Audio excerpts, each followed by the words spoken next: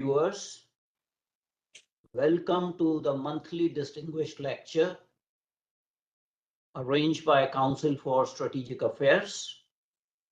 My name is Dr. Adityanjee, and I am the President of the Council for Strategic Affairs. I'm putting my PowerPoint on. Today is Saturday, May 24th, 2025. It's 10 a.m. Eastern Standard Time here in United States, and it is 7:30 p.m. in India. Those of you who registered using this flyer probably saw the picture of our distinguished guest. The topic for distinguished lecture today is Indo-Pacific challenges in the Trump 2.0 era. And our distinguished speaker is Vice Admiral Pradeep Chauhan. If I may say, it's always a pleasure to host Admiral Pradeep Chauhan, who comes with very incisive insights into the topic. A little bit about Council for Strategic Affairs. CSA imparts education in the field of international relations. We foster discussion, dialogue, and debate on geopolitical issues. We encourage strategic studies in general to raise the level of awareness. The Council condemns terrorism in all its forms worldwide. CSA aims to contribute towards world peace and prosperity. The Council promotes people-to-people contacts and track-to diplomacy. Please subscribe, like, and share the CSA YouTube channel. We are registered as a 501c3 organization with the IRS in the US. We expect our US-based audience members to donate and support to the CSA. We do a monthly roundtable discussion on second Saturday of each month at 10 a.m. EDT. And we have a monthly guest lecture by a domain expert on fourth Saturday of each month that we are having today. We also have a column called Strategically Speaking with Dr. Adityanjee, which is a one-on-one interview. The Council organizes symposia, meetings, and conferences. We promote publications of articles on geopolitics and related subjects. There's a summer internship program for college students, and there's a fellowship training program in strategic studies. And right now we have two training fellows, Harsh Sinha and Khushi Mishra. Again, please subscribe, like, and share the CSA YouTube channel. We are again registered as a 501c3 organization with the IRS, so please donate and support if you are based in US. And this is the picture of our distinguished speaker today. By way of introduction, Vice Admiral Pradeep Chauhan is the Director General of the National Maritime Foundation in New Delhi, which is India's foremost resource center for development and advocacy of strategies for the promotion and protection of the country's maritime interest. He has had a very distinguished and rich and varied 4-decade-long career in the Indian Navy, which included amongst number of prestigious tenures at the sea, ashore, and he held the command of the India's sole aircraft carrier of that time, INS Virat, and command of Navy's state-of-the-art Officer Training Academy, INA, in Kerala. He has been honored 3 times by the President of India for sustained excellence of his service. Admiral Chauhan enjoys international renown as an incisive strategic analyst and is a prolific writer on maritime and strategic issues with over 95 published articles and research papers to his credit. He is much sought after leadership mentor in India and abroad, and we are proud to say our association with Admiral Chauhan. He has delivered distinguished lectures for the Council for Strategic Affairs in the past. He has been on the covers of various magazines. A little bit about the topic today. As you all know, Indo-Pacific is the most dynamic regions of the world today. Trump 2.0 era has brought newer challenges to this region. During second term, in the first few months, President Trump has changed the geopolitical discourse over the whole world with the Trump tariffs and Trump trade war. We also need to keep in mind that China continues to remain as a revisionist and hegemonic power in the Indo-Pacific. 60% of the world's trade is shipped through the slocks in the Malacca Strait. There are formidable long-term security challenges in this region, and the policy planners in any country must think strategically to increase capacity for a favorable balance of power, as maintaining regional stability is a priority for all the countries in the region. One may say that Trump's penchant for deal-making may possibly lead to secret agreements with China. That will have repercussions on the whole region, and we'll hear from Admiral Chauhan. Just this adage from Theodore Roosevelt, a good navy is not a provocation to war, it is the surest guarantee of peace. So for our viewers, I'll show some maps. These basically show you the vastness of the Indo-Pacific, or so-called Asia-Pacific in the past region. Again, these pictures tell you what is the extent of the maritime domain. Housekeeping rules: please mute yourself to avoid noise interference. Kindly change your cell phone to vibration mode.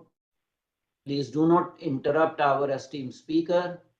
Only those members of the audience who identify themselves openly will be allowed to ask questions at the end of the presentation. Our questions are moderated through the chat room, so send questions by sending there. Please be specific and precise in asking a question. Don't send a detailed monologue in the garb of a question. This program is being recorded. It is also being live streamed on our YouTube channel. It will be available on our website. Please subscribe, like, and share our CSA YouTube channel. Again, a request to US-based audience. We are registered as a 501c3 non-profit organization with the IRS. Please donate and support to CSA. The link for donation is on our website. And without further ado, I take great pleasure and delight in handing over the platform to Vice Admiral Pradeep Chauhan. Sir, the platform is yours.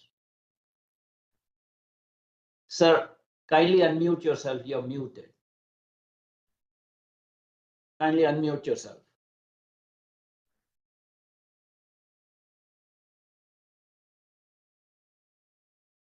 There's this small icon at the bottom left-hand side. This icon, kindly unmute yourself, sir. We cannot hear you. You have to unmute yourself. There is a small icon. So can you hear me now? Yes. Yes, we can hear you now. All right. Thank you very much. I'd actually got muted by the host. So anyway, thank you very much, and for those kind words of introduction. It's always a singular honor and a pleasure to be on the discussions of the Council for Strategic Affairs, and I have full agreement with the summary that was offered by Dr. Adityanjee.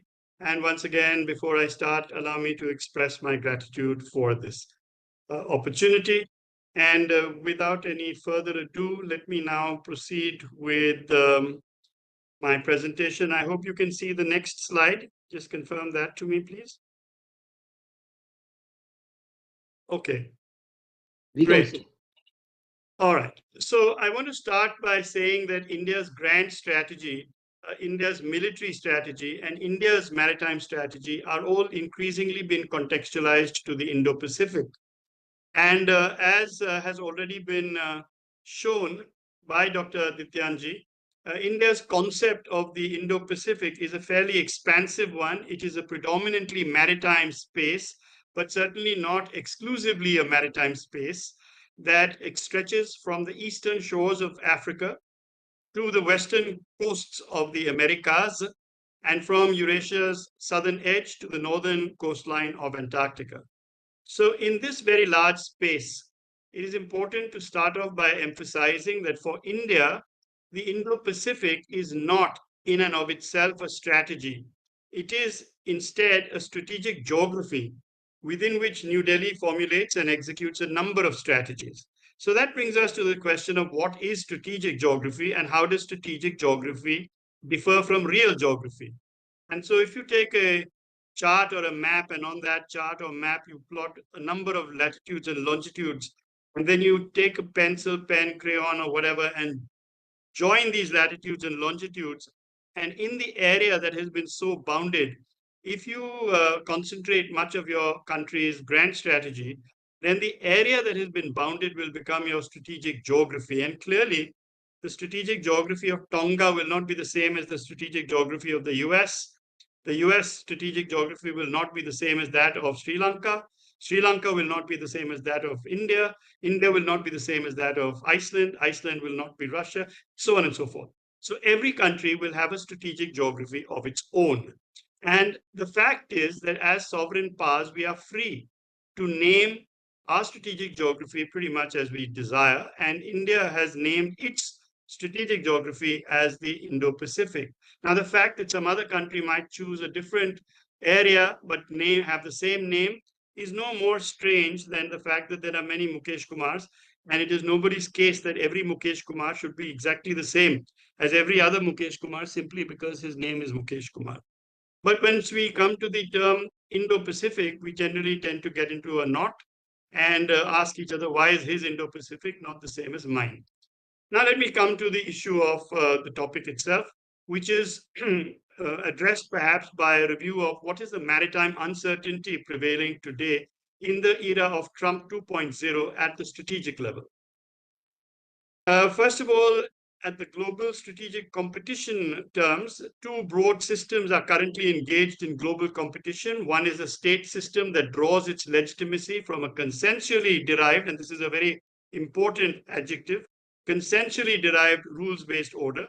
And the other is a state system that seeks to disrupt this consensually derived rules-based order and supplant it with an international rules-based order, but whose rules are generated in an exclusive state, namely the People's Republic of China. So now, reflecting a desire to return to the Middle Kingdom period of Chinese hegemony, China is pushing for a global system of unipolarity that would be governed by rules formulated in Beijing. And this system would situate China as the keystone of all intra and extra-regional affairs within pretty much the globe. And in contrast, the US has, at least thus far, advocated a system that sought to coordinate its own actions with those of major like-minded Indo-Pacific powers, middle powers, such as Australia, India, Japan, South Korea, the UK, Vietnam, and so on and so forth, contending that such a system was necessary to balance and counter China's belligerent actions. And so between these two systems, there was much debate in strategic and academic and military circles as to whether we would be continuing to see great power competition. And for the last 2 years or so, this has been increasingly stridently asked in many parts, particularly in East and Southeast Asia, as to whether or not we are going to see an intensification of great power competition. But there is now a new thinking, and that is a new concern, and that is that could it be that Trump's vision of the world is not one of great power competition, but actually one of great power collusion? A system which is pretty similar to what used to be called the Concert of Europe, which prevailed in the early 19th century, in which basically there is some concern that should this be the case, then perhaps our fundamental thoughts are probably wrong.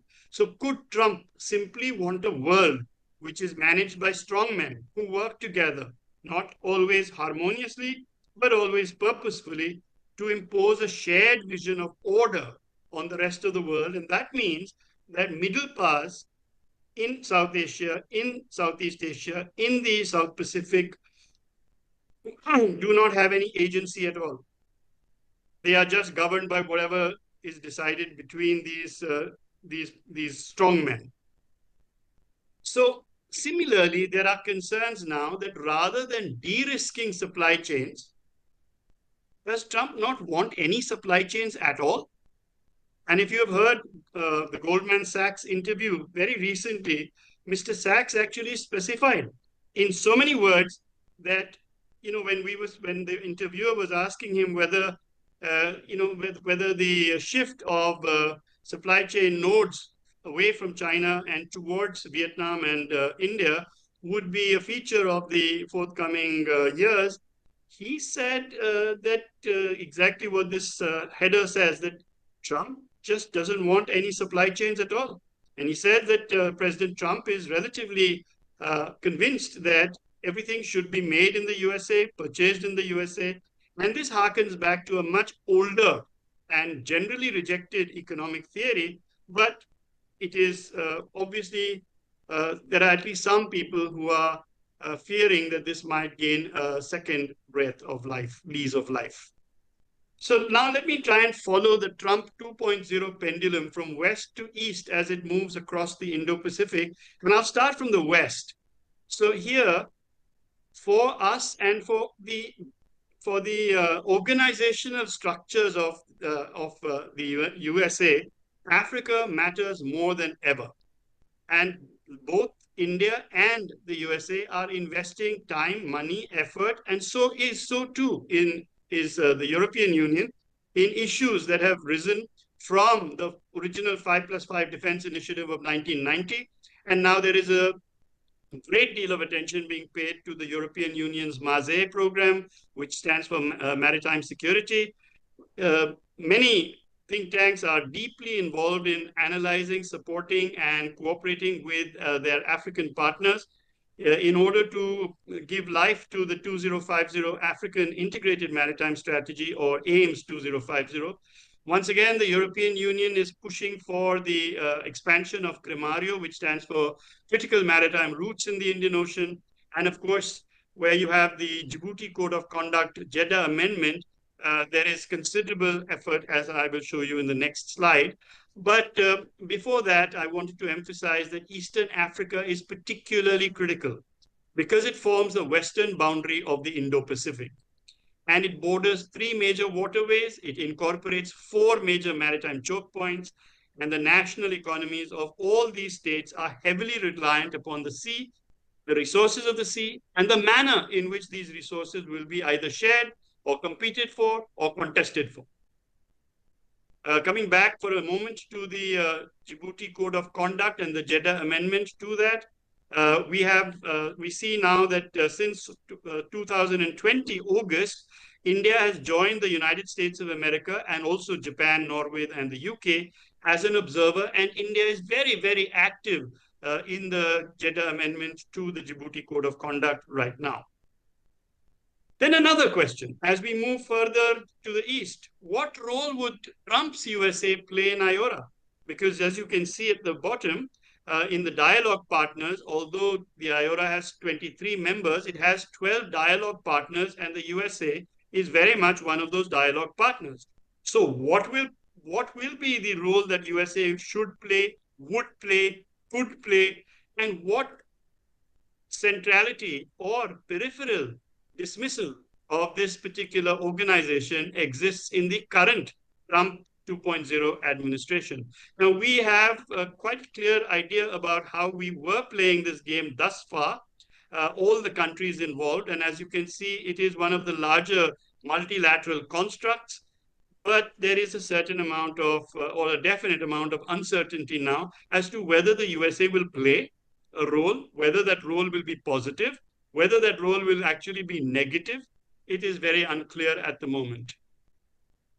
A word about Russia.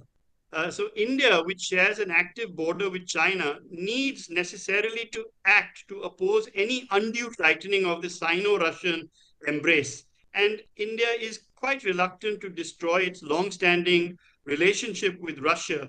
It is true that as long as the Ukraine war continues and the world is deeply polarized between those who are opposed to one or the other side.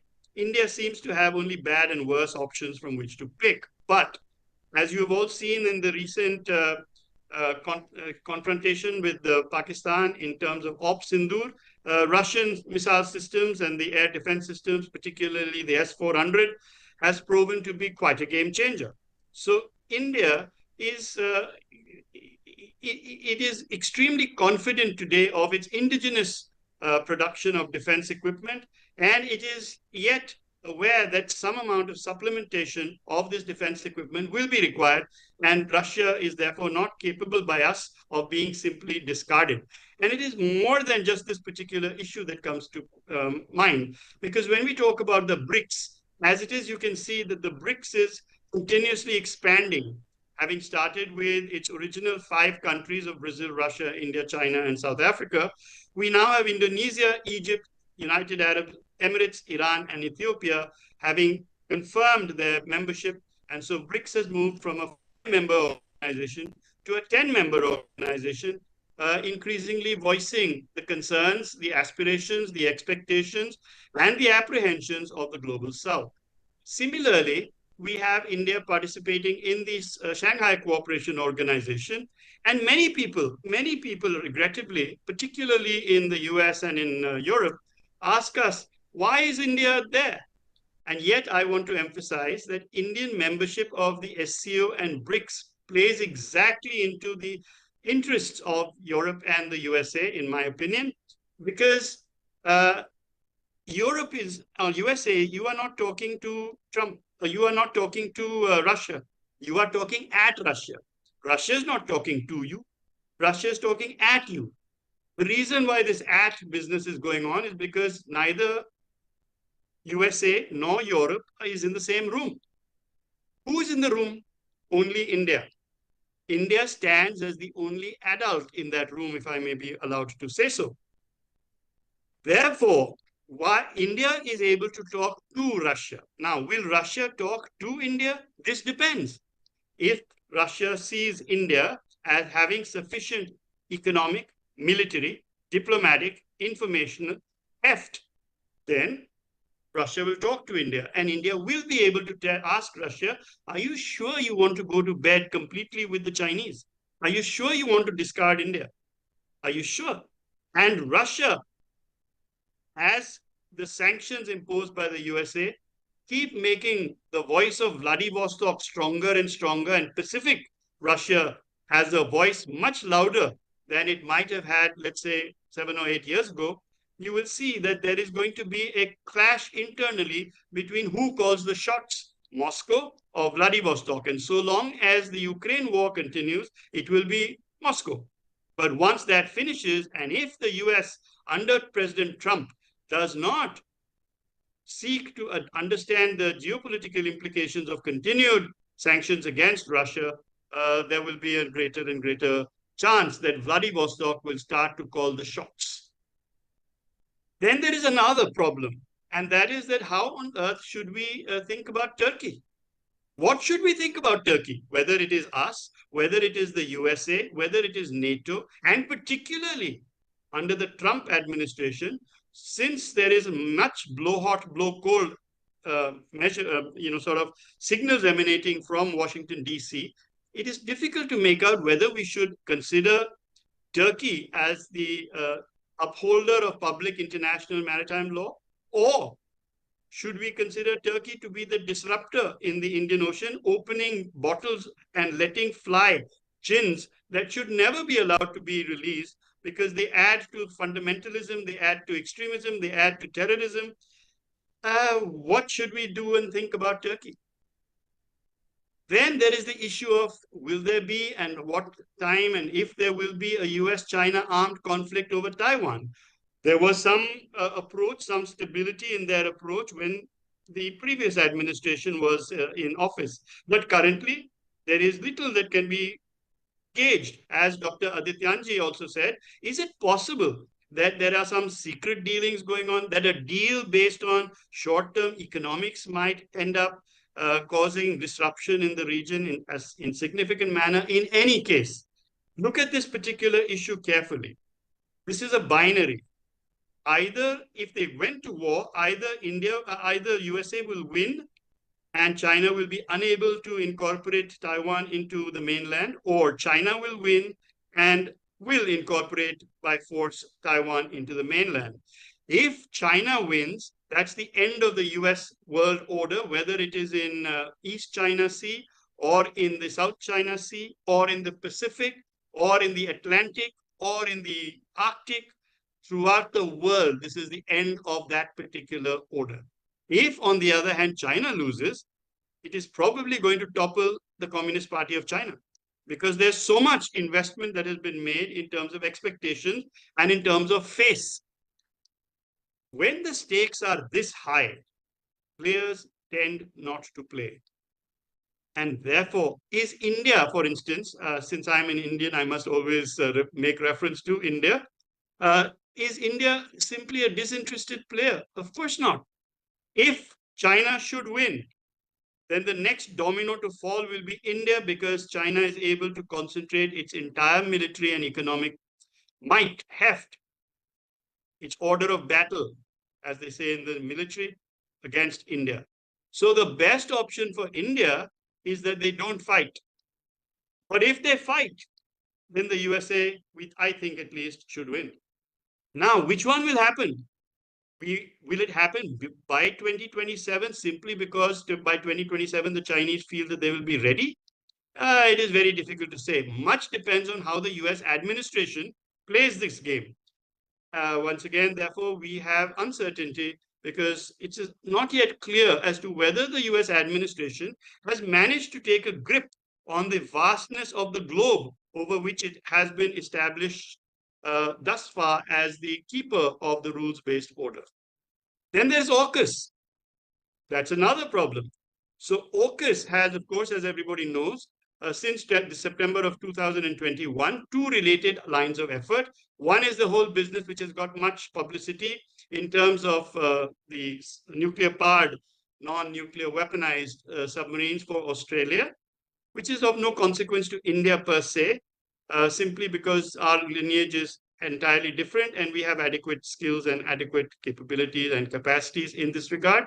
But the second line of effort with regard to advanced capabilities, here there is much scope. Because as we have seen again in Op Sindoor, there is demonstrated expertise. That means India is not approaching anybody at all as a supplicant, but as a peer in terms of undersea capabilities, in terms of quantum technologies, in terms of AI and autonomy in contested environments, advanced offensive and defensive cyber capabilities, hypersonic and counter-hypersonic capabilities, electronic warfare, innovation. I don't think anybody is quite as good as India is at innovation, particularly frugal innovation and information sharing. Let me swing all the way further to the South Pacific, where hardly any Indian and hardly any American think tanks actually devote any attention. Here, this is the South Pacific island nations and their exclusive economic zones. I'm sorry that the screen is, I mean, the text is a bit small, but nevertheless, what I want to show you is the fact that here, this is the USA's South Pacific segment. Okay, all those things in all those points marked in red are United States possessions, whether it's Midway, Hawaii, Johnson Atoll, Jarvis Island, Kingman Reach, Reef, Guam, and so on and so forth. Now, this map shows you the United States possessions and the US freely associated states, namely Micronesia and the US freely associated states. Then in the pale blue are US treaty allies, and in the hashed are countries, increasingly diminishing number, that actually recognize Taiwan. Okay, why is that important? Because that's the first island chain. This is the second island chain. And what is important here is that this is what is called the corridor of freedom. If the USA is unable to maintain this corridor of freedom, it cannot contest China in Southeast Asia or in East Asia. It cannot do it.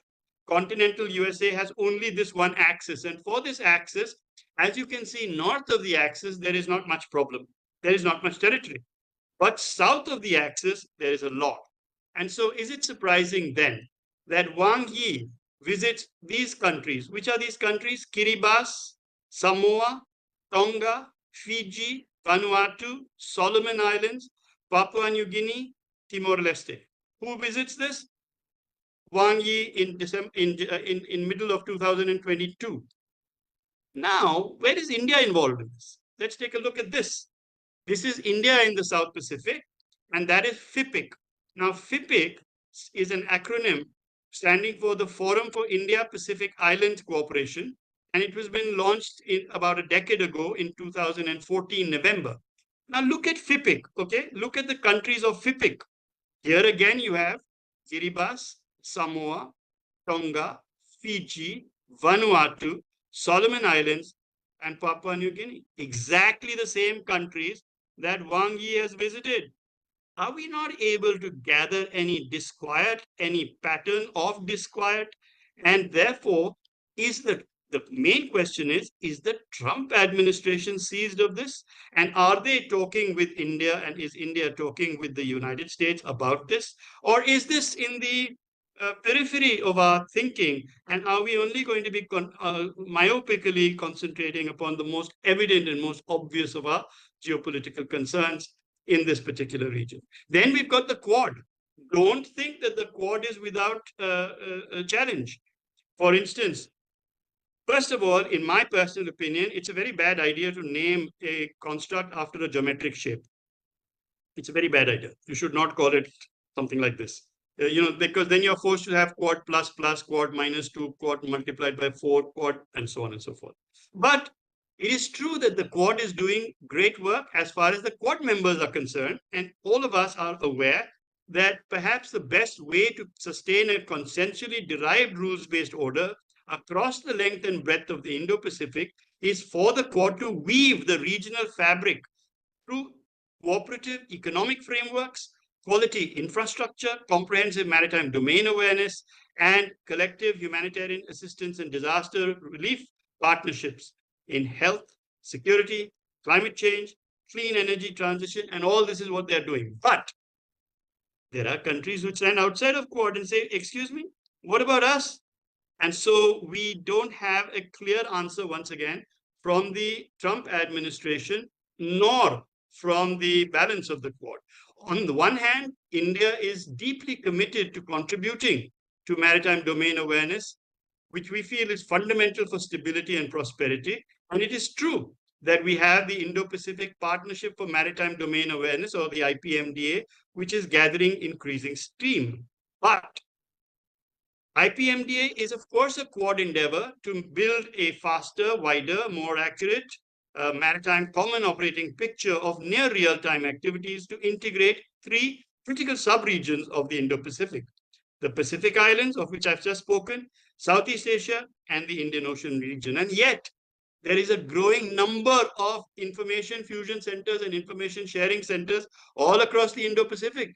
And all of these reflect national efforts. And what I want to emphasize is this implies a lack of trust in a pan-regional construct such as the IPMDA. Now, it depends on what President Trump's administration will do in terms of pushing this forward, pushing this backward, putting it on the back burner, bringing it to the front burner, making sure that the middle powers are indeed represented, or staying with this apprehension that we have. We don't know whether it's true or not, but this apprehension that we are actually seeing a concert of Europe in the Indo-Pacific.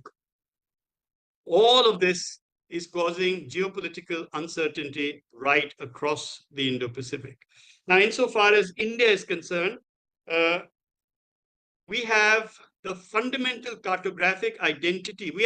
India is not a postmodern power. Our borders remain contested, as we have just seen in Op Sindoor. The fundamental cartographic identity of the geopolitical entity called India, as also its territorial integrity, will, of course, always demand the acquisition and the exercise of land and aerospace power. In other words, the Indian Army, the Indian Air Force, they will create India. But the next 2 centuries will be centuries of the sea and of space.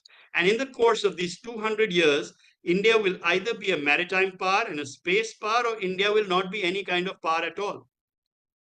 So as we look at USA and India, once again under Trump 2.0, we have to understand there is a balance to be struck, or a decision to be made as to which way this balance should fit between military alliances and strategic partnerships. So strategic convergence from New Delhi's perspective with India's partners is to be found in a variety of policy fields. The number of these policy fields, the depth of strategic convergence across each of them, that generates a hierarchy of strategic partnerships, which can be considered to be an alternative to the US-led treaty alliances of the Cold War period involving in the Indo-Pacific, Japan, South Korea, Thailand, Philippines, Australia, and New Zealand. And this is the listing of the hierarchy of Indian strategic partnerships. And you can see here that I've highlighted South Korea because South Korea right now is in a particularly peculiar situation vis-a-vis President Trump's penchant for insisting upon balancing individual countries' trade balances with the US, and is insisting that South Korea should be one of the 30-15. And yet, South Korea, unfortunately, is currently still at the fag end of what was a particularly disturbed period of their presidency. But I'm saying that even this country is a proper ally. And so is the case with Japan. So perhaps this slide might offer a different approach to all of us in dealing with the uncertainties being generated by the Trump regime. All strategy in every country is informed by an ongoing assessment of present and future risk in the region. I already mentioned the degree of risk arising in the case of Taiwan. And risk is always a probability of occurrence of an event versus the acceptability of resultant loss should the event occur. So we have 7 major risks that we see in the geopolitical, one for each day of the week, as we say. And China figures too disconcertingly, too frequently in too many of them. And so for us, China moves from being a risk to being a threat. And a threat is different from a risk in that a threat is the multiplication of military capacity and capability on the one hand, and aggressive intent on the other. So the European Union, for example, perceives Russia as an immediate risk and a threat, but China only as a medium. And some countries of European Union also look at China China only as a long-term risk. India, on the other hand, perceives China as an immediate and a long-term risk and a threat, but perceives Russia only as a medium or long-term risk vis-a-vis its increasing closeness to China, of which I've already made much mention. So for us, and the relationship between India and the USA in the defense realm is particularly strong. And so for us, China remains the principal challenge. And what we need to ask ourselves is what compels China to operate in the Indian Ocean region? Are we just paranoid? Are we just unduly panicky? Could China simply leave the Indian Ocean alone and remain satisfied with being just the predominant power in the South and East China Seas? Is that possible? And the answer lies in this diagram with this particular line showing the 15-inch isohyet of China. Now, isohyet, as most of you are already aware, is a line joining places of equal rainfall, and you need 15 inches of rainfall to support an agricultural economy. And if you can see, south and east of this particular 15-inch isohyet is where the Han Chinese live, where the per capita income is between 15 and 50% higher than the mean. Whereas north and west of that 15-inch isohyet, there is general drought and general poverty. And if you look at this particular, once again, I want to emphasize this, that strategic communities must look at agriculture in agriculturally dependent countries such as China. So this is the land suitability for rain-fed and irrigation cereal production. And I want to emphasize that post-COVID China is facing a major food shortage with striking similarities to that of the erstwhile USSR in the 1980s. Between 2003 and 2023, China's food import has risen tenfold. In 2023, China imported 162 million metric tons, that is $140 billion worth of food, of which 61% was soybeans. Where are they getting the soybeans from, guys? They're getting the soybeans from the USA, from Canada. And so what does Trump look at? Not what does Trump look at, but what does the Trump 2.0 administration look at? China's economy is in very, very serious trouble in respect of its agriculture. And even if China was to use the US card and say, I don't care, I don't want any supply chains, I am quite happy to grow the soybeans myself. But they don't have the land, as I showed you in the previous slide. And so there is little or no chance of this policy. They're like made in China 2025 succeeding. In fact, by mid 2023, this whole slogan has disappeared. And so as the engine of China's economic growth demands ever greater resources of raw materials and petroleum-based energy, China has no option but to rely increasingly upon merchandise trade. 90% of that trade is seaborne. 50% travel of that 90% travels across the Indian Ocean. You can see this is a busy looking table, but it reflects the merchandise trade to GDP ratio of different countries. And if you look at China, it's standing at a decadal average of somewhere around 40%. That means 40% of China's GDP is a function of China's external trade. What does the USA's current Trump 2.0 administration think about this particular activity, and are they willing to talk to us? If you look at this very simplistic, very poorly crafted, I'm sorry to say, slide of mine, so nobody else is to blame, you can see that China's nominal GDP in 2024 was 18.2 trillion US dollars, and the merchandise trade was $6.17 trillion. 90%, as I said, was seaborne. That means $5.53 trillion worth. Simplistically averaging, dividing that by 12, in any given month, something like $462.75 billion worth of Chinese trade was on the sea. If you were Xi Jinping, you would be very, very, very worried all the time. So the next question is China's aim simply to surround India? Is India the source of the Chinese string of pearls, which many people have written about? And I roundly say to you, from my perspective, which I'm perfectly willing to defend, that the question is, let me first show you how it looks for us. How does it look to us so that all these things can be put into even starker relief? For us, it looks like this. So now the question is China plotting to surround India? The answer is no. Is India getting surrounded? The answer is yes. So it's quite a lot like a stone and a glass tumbler. If the glass tumbler hits the stone or the stone hits the glass tumbler, both times it's bad for the glass tumbler. And we, I think, are in fact the glass tumbler. So the next question which Trump's administration is sneakily, I think, or at least we are worried that it'll ask, is if we were to be nicer to China, will China be nicer to us? And here, the ministries of commerce or their equivalent in many countries tend to believe that if I invest in China and China invests in me, the chances of conflict recede.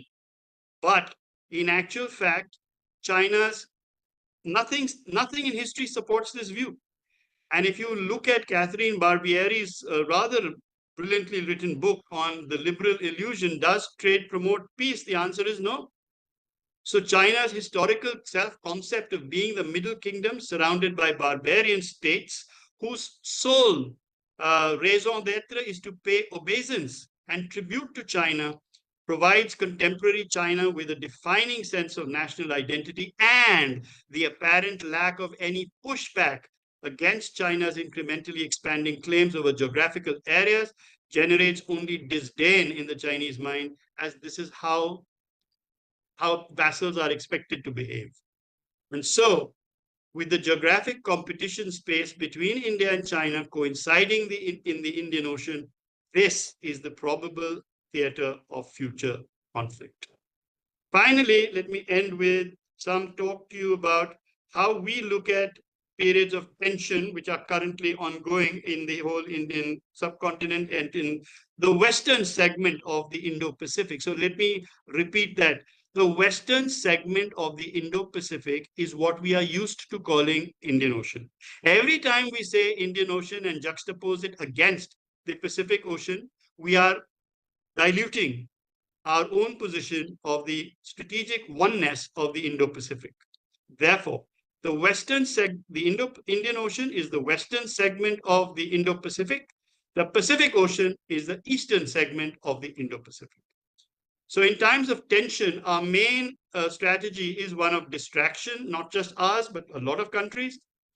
That is, we want to prevent China from focusing solely upon the Indian Ocean. For us, the South China Sea must simmer but not boil over. For us, the Taiwan crisis must keep Beijing preoccupied, but an actual invasion must not result either from desperation or miscalculation. For us, the animosities between China and Japan in the East China Sea, involving both the Senkaku or Diaoyu Islands and the Shirikaba or the Shunxiao gas field, must simmer. For us, we must encourage Japan to contain China in the East China Sea. That pecked line on top in red is the headquarters of the East Sea Fleet. It must not be allowed to be able to freely merge with the headquarters of the South Sea Fleet in the USA, for us, must remain militarily engaged in the Western and Southern Pacific. AUKUS must be played up so that it continues to engage China's attention. For us, we should not worry or sulk even if we are excluded from AUKUS, because AUKUS buys us time. The question that I want to end with is, what are we doing with the time that we have bought? And with that, I think what I will do is draw my presentation to a close and simply stop sharing. If I can get my things back again. So I'll stop sharing and I'm open to comment or question or discussions now. Thank you very much for your attention. Thank you very much indeed, Admiral Chauhan, for a very fascinating lecture on Indo-Pacific challenges in the Trump 2.0 era. And you have very, very comprehensively dealt with pretty much each of the aspects. We have quite a few questions in the chat room, but before I go to the chat room questions, I have a couple of questions of mine, which are very simple, very specific questions. So the first is, what would be the Trump 2.0 regime's attitude towards the Quad? You talked about all the alliances and groupings in the Indo-Pacific region. You didn't talk about the Quad, but you peripherally mentioned about the tension with Philippines and things like that. What do you envisage Trump will do vis-a-vis this grouping, whether it will remain dormant or die down, or it will become more belligerent under Trump 2.0? Okay, let me address that, or would you like to ask all your questions together? Please address that, then I will go to that. Okay, so the Squad is actually not really a formalized, even vaguely formalized grouping. It's just a media-generated group saying that this is the security Quad. And it obviously does not include India, and it replaces India by the Philippines. And it is true that the Philippines is showing quite robust willpower in tackling China, but the Philippines is heavily reliant upon the backing of the United States, who is their treaty ally. And Trump's approach to the Philippines, and therefore by extension to this media construct called the Squad, is indeed a function of how Trump looks at China.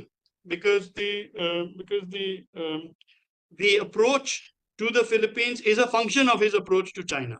If President Trump and his administration upholds the need for the rule of law to prevail in the South China Sea, because remember that what China has done is lawfare at its peak.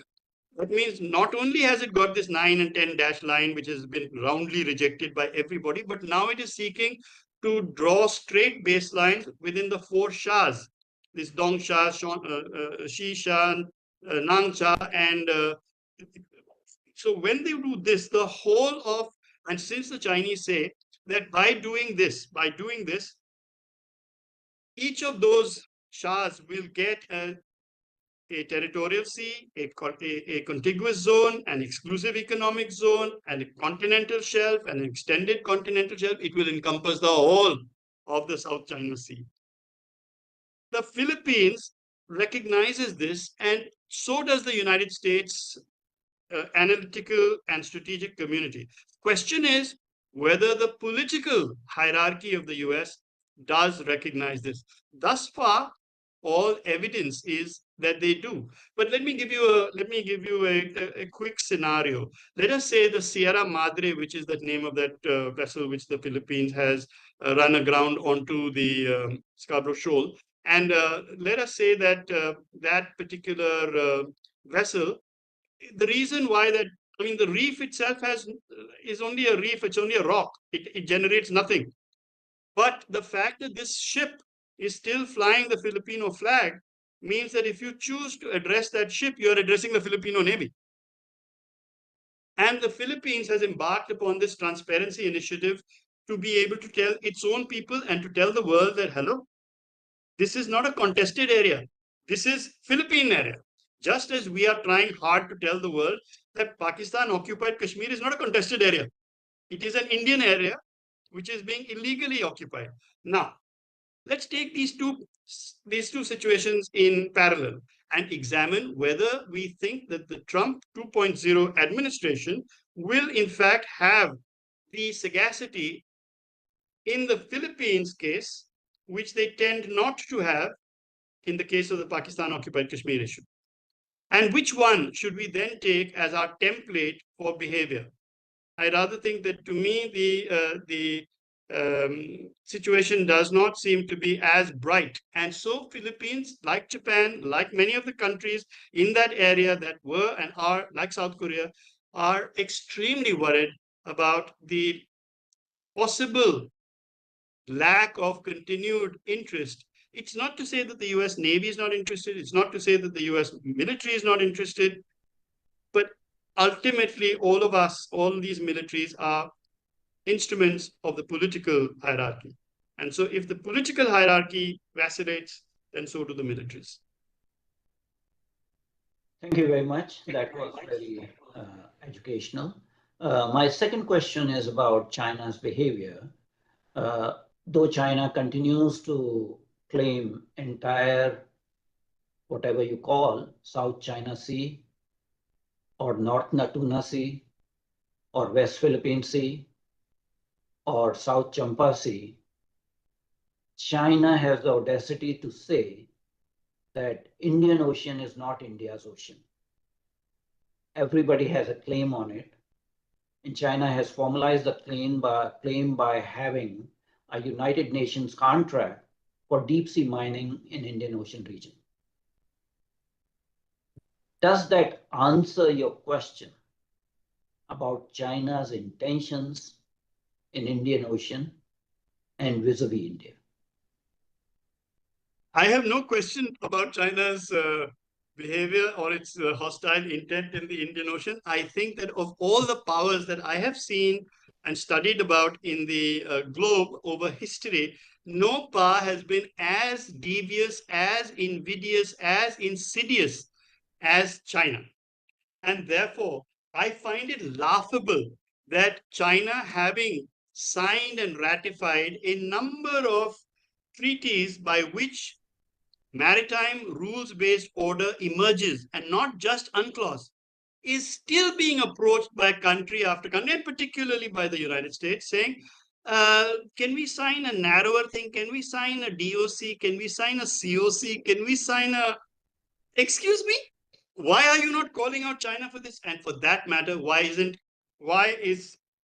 the world less robust in its reactions to what is clearly not only earlier it was creeping jurisdiction, now it is galloping jurisdiction. And at what point will you panic in the West? Will it only happen if China seeks to compete with the USA to buy out Greenland? Is that what the... So I have no doubt, no question that China's behavior is reprehensible in the extreme. I'll stop there. Thank you. There are a couple of questions in the chat room. One is by Harsh Sinha and second is by Khush Rana, who is a marine engineering cadet. And Harsh Sinha actually is a training fellow at CSA. Both have asked a very pertinent question about India's marine engine development program and whether there is any national policy to give it a priority. I'm not going to read because they are very detailed comments there in the chat room, but essentially they are asking you, what is the state of affairs about India's marine engine development?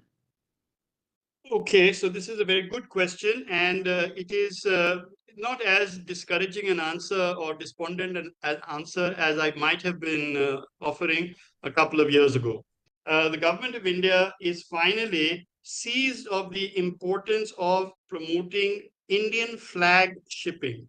Now, this is a really important feature if India is to move from a $3 trillion economy to a $4 trillion economy to a $30 trillion economy by 2047. This can only happen by leveraging the Indian peninsula because we might well talk quite correctly about compounding rates. But what is the rate? What is it that is compounding? And so we cannot generate this kind of acceleration from internal supply and internal demand within our economy, just as China cannot.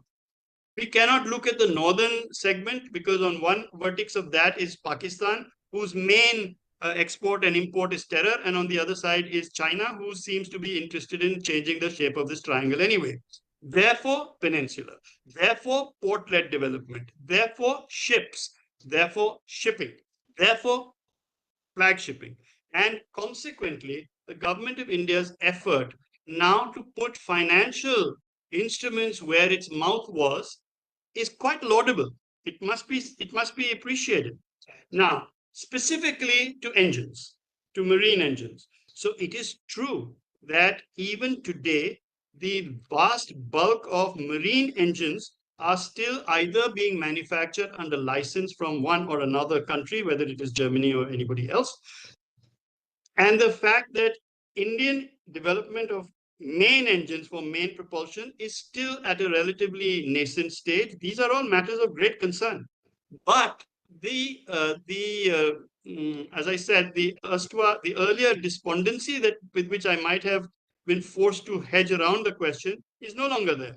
So the situation is, as they say, the patient is still critical, but the trend line is towards stability. If we do not move to flag shipping, if we keep having commercial, that means narrow-minded commercial entities interests as the driving factor for continuing to have flags of convenience, we will never develop a indigenous shipping industry. If we do not develop an indigenous shipping industry, you will not be able to leverage port-led development. If you can't do that, you cannot move from 3 to 30 trillion. And therefore, this will be one more pipe dream, which we'll have said, and have egg on our face subsequently. So yes, the criticality is well recognized, but I'm happy to say it's not only well recognized by some esoteric levels, but by the government as a whole. So for once, I mean, wherever we need to give credit to the government, we must not be afraid of giving credit to the government. Thank you very much indeed for your enlightening presentation. We have quite a few questions. They are kind of duplicate and redundant because they have already been asked. I'm not sure why we have some frozen screen, but I'm very thankful to you, Admiral Chauhan, for your enlightening lecture on this Saturday morning here in United States. And I am also thankful to our audience who have spent 1 hour of their time on a weekend. So thanks to them. I'm also thankful to our team CSA that organizes these events on a regular basis.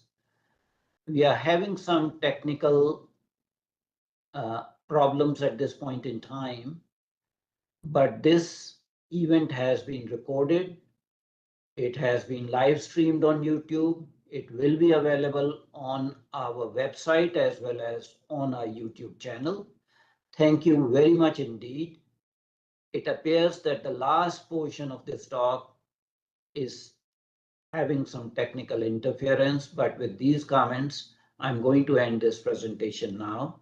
Thank you very much indeed, everyone, and hope we can access this recording later on.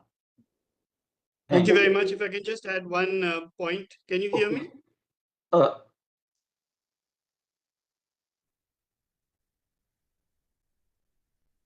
We can hear you. Okay, I just wanted to say that anybody who's asked questions and who hasn't been responded to by me, please feel free to send them in to us on Gmail or on email rather, and I'll be happy to address them thereafter.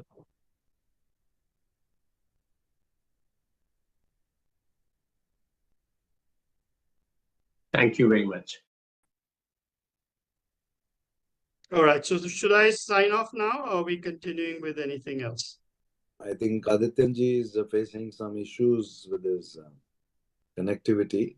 So I think we can close now with a very, very profound thank you to you, Vice Admiral Chauhan. It has been a very brilliant analysis and a very phenomenal presentation, which we have all enjoyed very much. And it's very great. Thank you very much.